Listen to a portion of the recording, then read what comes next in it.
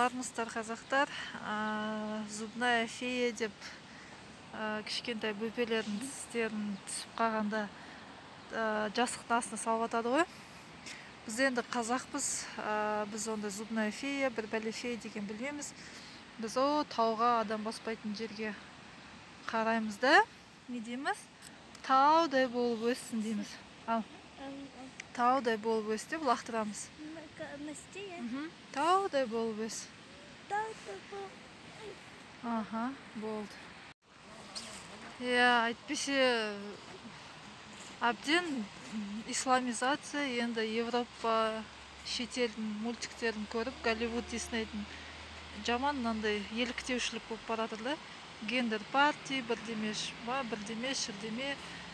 Біз мысалға құрсақ той болғанда ол бастаңғы жасап, сол қатын-қалаш жеңгелердің арасында, келін кепшіктің арасында болады мысалға. Онда байының арасында екеу қыз ол деп мысалы өйтіп қарамайды.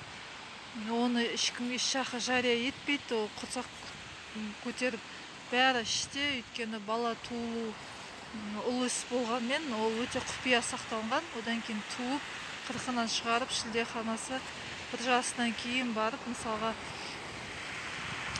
онда да үйдің ішінде, шаңырақтың ішінде сол оқиғалар болған. Қазір енді бұтта ашылды, бетте ашылды, бәле ішкі құрылыстың бәрі, ішек құрылыстың бәрі ашылып кетті. Қазақи ырым нанымдардың бәрі жойылу үстінде.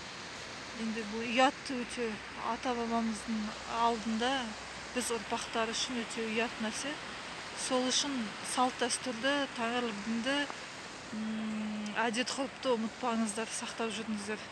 Бізге шетелдің ережесі, бізге шетелдің сәні, бізге шетелдің айтағы, біз ит емеспіз, айтаққа жүретін. Сондықтан мықты, діндеріңіз бекем, берік, қазақ екенімізді мақтан етіп, қазақ екенімізді бетке тұтып жүре берейік.